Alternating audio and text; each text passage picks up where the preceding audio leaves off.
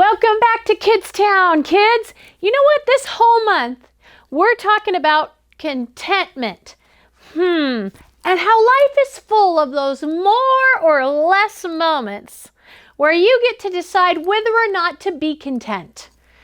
Let's look at our life app for this month. We are saying that contentment is deciding to be okay with what you have already. It's saying to yourself, my stuff is enough, right? And not longing for something else or wanting something else all the time. Whew, it's a challenge, isn't it? So, to get us ready, to get our heads around this idea, we're going to do what's called inventory. That means we're going to take account of all the stuff, not all the stuff, but some of the stuff we already have. So to do that, I want you to get a paper, and I want you to get a pencil, and I want you to maybe get like a little clipboard or a magazine that you can use as your desk, and you're going to be ready just like this. And do you know how to make a check mark? You go like a little line and then a big line? Well, we'll make check marks, or I guess whatever you want to make. You can make hearts or stars or dots or squigglies, but we're going to make some kind of a mark as we count all of our things. Are you ready? Okay, I'll give you 5 seconds to run and get your paper and get a pen so we can take inventory, stuff inventory. Go.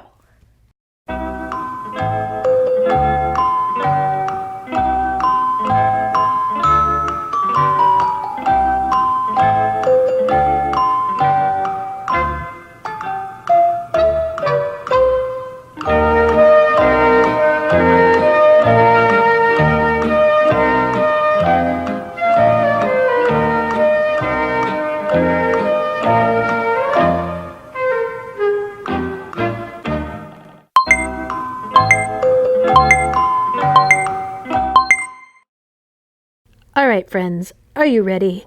Are you up for the challenge of taking notes of your inventory? Okay, here we go. First thing you have to do, run to your room and count all your stuffies, all your stuffed animals. Are there too many to count? I don't know, but it's time for you to go and count all your stuffed animals. And for every stuffed animal, you give a check, check, check, check. And that's how we're going to count all our stuffed animals. Okay, go for it.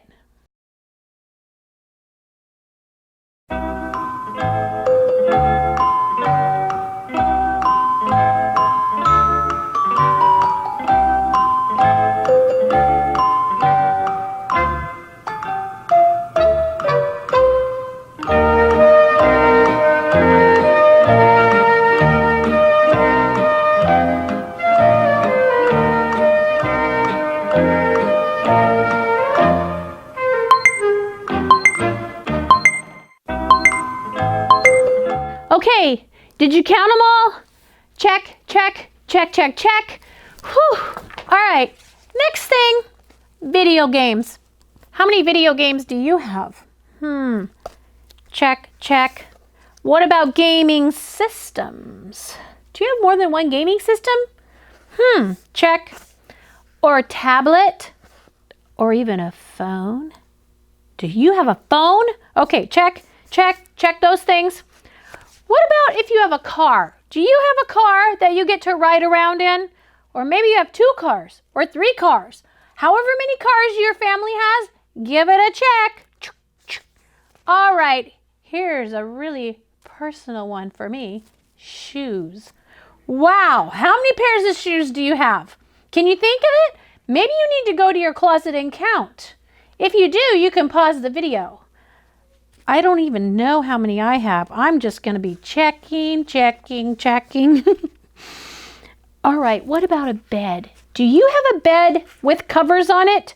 Give yourself a check. Oh, and how many pillows do you have? Woo! Some people have a lot of pillows. So give yourself checks for pillows. Oh, here's another thing. With winter coming, do you have a coat? Do you have more than one coat? Let's count how many coats we have. How about a swimsuit? Or 2 or 3? That means trunks for you guys. All right, do you have a pet? Oh, maybe you have 2 pets. Think about all the animals living at your house right now. Let's check those off too. Oh, here's a good one. Do you have air conditioning? People may want to visit you right now if you do. Let's give us a check for that. Okay, how many of you guys ate breakfast today? Raise your hand. Raise your hand. Did you eat breakfast today or any food whatsoever? Okay, let's give ourselves a check.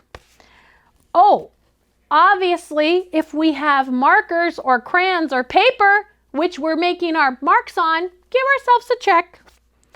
Do you have books at home? Are you a book reader? Do you like to read books? Do you have your collection of books? Let's check how many books we have. Do you even know how many books you have? Let's check it. Okay, now that's good enough. Let's tally up our scores. So what I want you to do is count all the check marks you made for all the things you have. Take 5 seconds and count up all your checks and then come back. All right, welcome back. I hope you got your check marks all tallied up, but for now we're gonna put those aside because it's time to worship. So get up on your feet, move things out of the way in the room. We need room because we're gonna worship. All right, this first song talks about trusting, and that is the secret to contentment, is trusting God. Let's sing it. You hold the world in your hands. You put the stars in the place. Yeah. You help me understand, and you guide me through all my days. Let's turn around. And everything I do, I will keep my eyes on you. And everywhere I go, I want the world to know I trust in you. I trust in you. I will trust in you. Trust in you. You have my life in your hands. Your wisdom is what I seek. You teach me to understand. You're the strength that gives me peace. Oh, yeah. And everything I do, I will keep my eyes on you. And everywhere I go, I want the world to know I trust in you. Oh, yeah. I trust in you.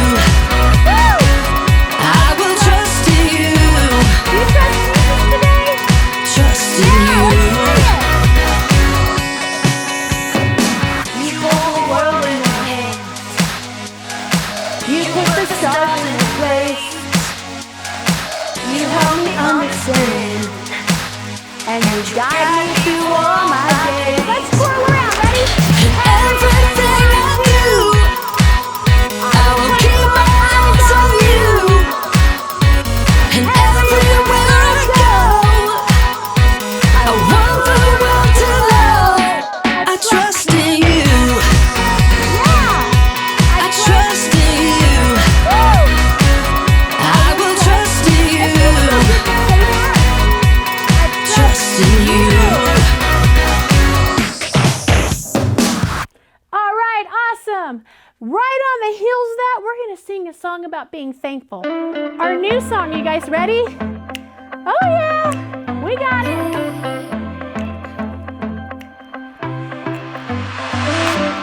Everywhere that I go, you're there with me. Even in the night when I cannot see, I know you're by my side and I will be just fine. Oh God, you're always good to me. I wanna say thank you, thank you. I will live my life to praise you, and lift you high. Every night and day, I'll follow in your ways. I wanna say thank you, thank you. I wanna say thank you, God. Oh, yeah. Woo! Rock out with me. Every breath that I take, you give to me. Every brand new day is a blessing. I know you're by my side, and I will be just fine.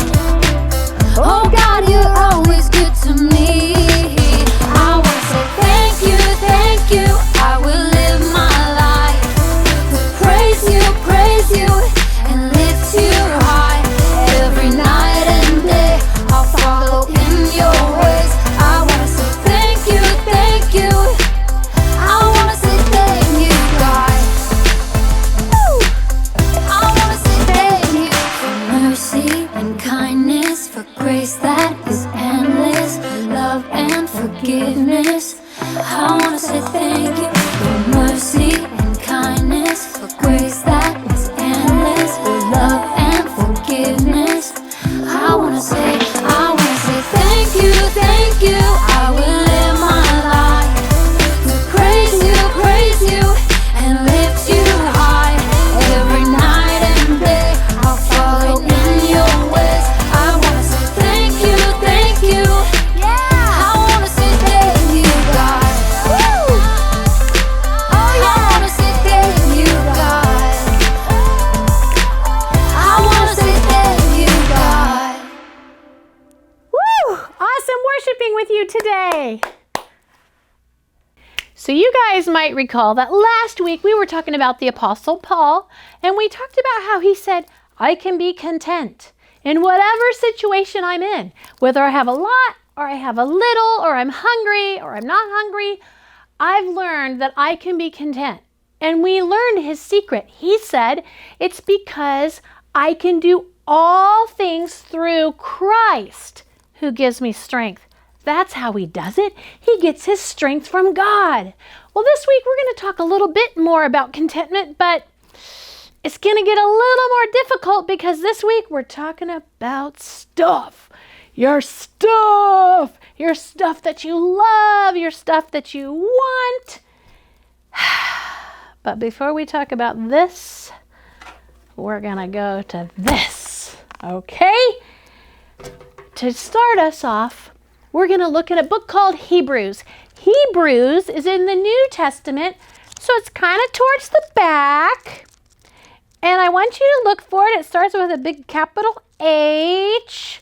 And we're going to go to Hebrews, and we're going to go to chapter 13. So we're looking for the big 1-3. I hope you have your Bible with you today, and so you can turn there with me. And we're also going to put our verse on the screen. But Hebrews 13, verse 5. We're going to start there and kind of hinge our whole talk today off of that. Let's look at it. Right out of the gate, it says, bah, bah, bah, do not be controlled by the love for money. Be happy with what you have. Oh. What else does it say? It says, God has said, I will never leave you. I will never desert you. That's Hebrews 13:5. That's pretty straightforward, right? Right to the point. Don't be controlled by your love for money. Now you might be thinking, I'm just a kid. I'm not really controlled by loving money. But let me put it to you this way. What about stuff? What about your stuff? Are you controlled by your love for your stuff? That's the question we're going to ask today. And before we do that, let's go back to that little inventory sheet. And I wonder what your scores were. You know, I kind of went through it and I figured the average family, how many cars do they have? How many pets they have? And I did kind of a little average tally, and I figured it was about 30 or 35. If you have a higher score than that, you have even more. If you have a little lower score than that, that's okay. You still have a lot of stuff. And to point out what I want to talk to you about today, I'm going to refer you back to some friends of ours that maybe you've forgotten about. Do you remember when I went to Haiti, that country, and I met some kids who live in an orphanage, and we talked about them, and we raised money for them, and we put our coins in the coin counter, and we have a big poster in Kidstown that talks about, it shows who they are? Let's go there now, because I want to talk to you about them for just a minute. Okay, so these are some of our friends from Haiti, from the orphanage. They don't have a lot of possessions. In fact, when I visited them, I noticed they didn't have any toys. And look at their feet. A lot of them didn't even have shoes. And the shoes some of them had were falling apart. But look at their faces. Do they look sad? No, they don't. In fact, they were some of the most joyful, happy children I've ever met. And I wondered, what is their secret? Well, one thing I did learn about them is that they love and they know Jesus. Their leaders there at the orphanage have taught them all about the love of God, and their hearts are full.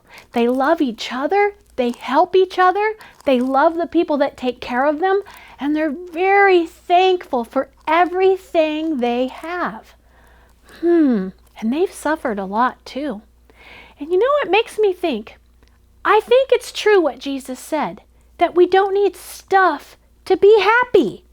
So let's take a minute and talk about stuff. I love stuff. I know you love stuff. Stuff isn't bad in and of itself. What is it for you? What do you dream of having? What do you think about all the time? For some people, it's video games. Video games, video games, video games. For other people, it might be cool clothes and looking around at what other people wear or looking on the internet. And for other people, maybe it's just like things like this trinket or that thing or this backpack they want or these earrings they want. Or for a kid, it might be, hey, I need a new bat or I need a better mitt or I need a better soccer ball. Whatever it is, we all have our things that we want and we think about and we dream about.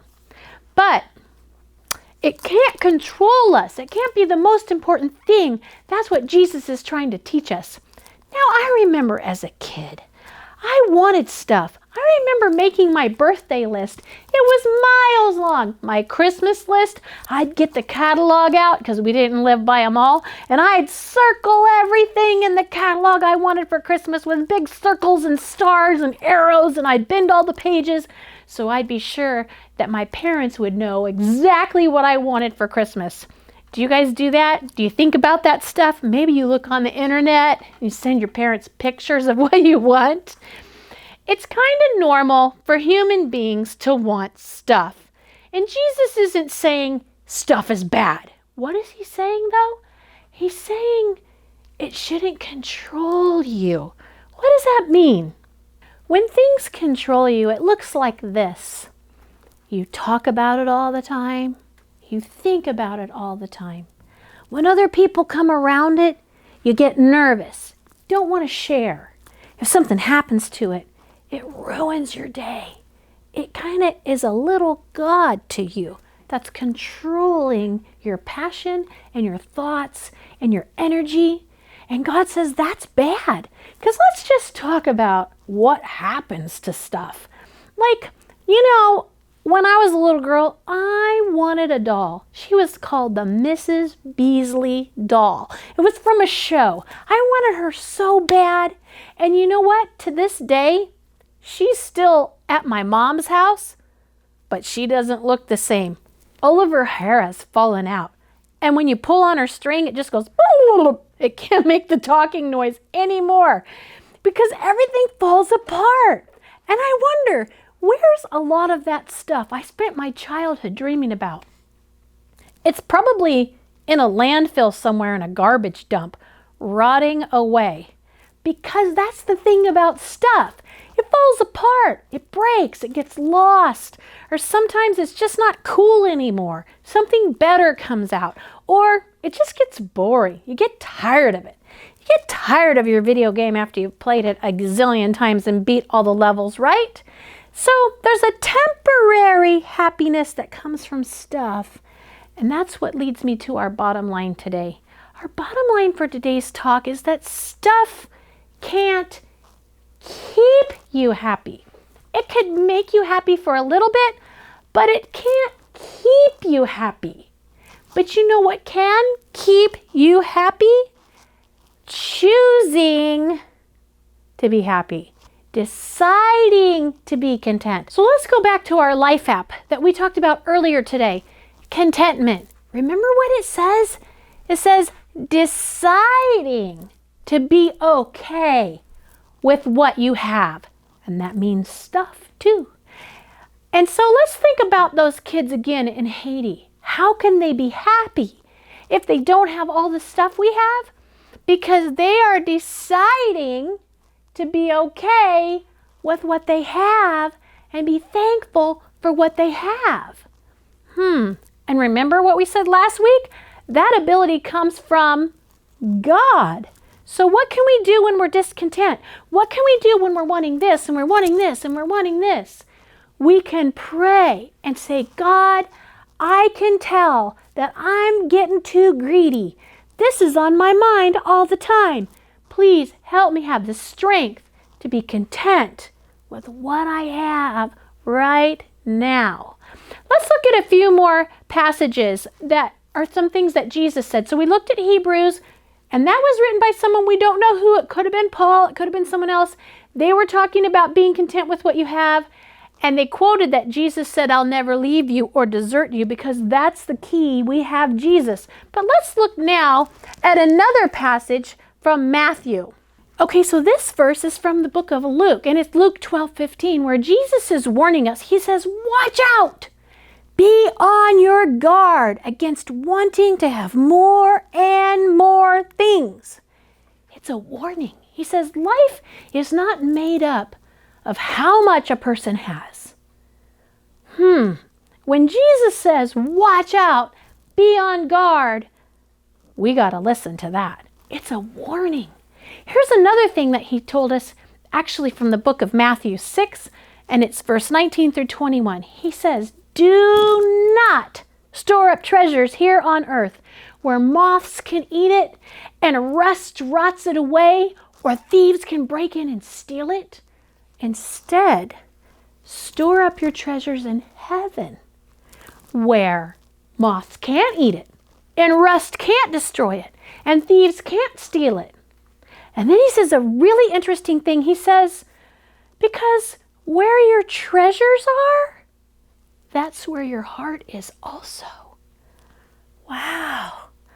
What are your treasures? And where do you have them stored? Can we store treasures in heaven? Yes, by doing the things that help build the kingdom of heaven, by doing the things God's asked us to do, by serving Him with our whole heart. We actually store up treasures that wait for us in heaven. And he says those are the most important things to do. Treasures on earth are fun, but they're not going to last forever. But we can have treasures that will last forever. We'll never get sick of them. They'll never get boring. They'll never break. Isn't that good news to you? Man, it is good news to me, but it makes me think, where are my treasures? So today, I have a fun exercise for you. This will be super fun. I want you and the kids in your household or your parents, everybody's going to go into somebody else's room and you're going to pick up something that you think is a treasure to your brother or sister, and you're going to wrap it like a gift. It's something they already have. Don't tell them what it is, but take something from their room and wrap it up in a gift. And tonight, you can give it to each other and you don't even know what you're going to be opening. And when you open it, you'll have a new appreciation for this thing that you already had, because it's a reminder you already have great things. God wants us to be content with what we already have. So I hope you'll do that activity tonight. God bless you. I can't wait to talk to you again next week. We're learning more and more about this contentment and treasures and all of this stuff. Okay? Love you. See you next week.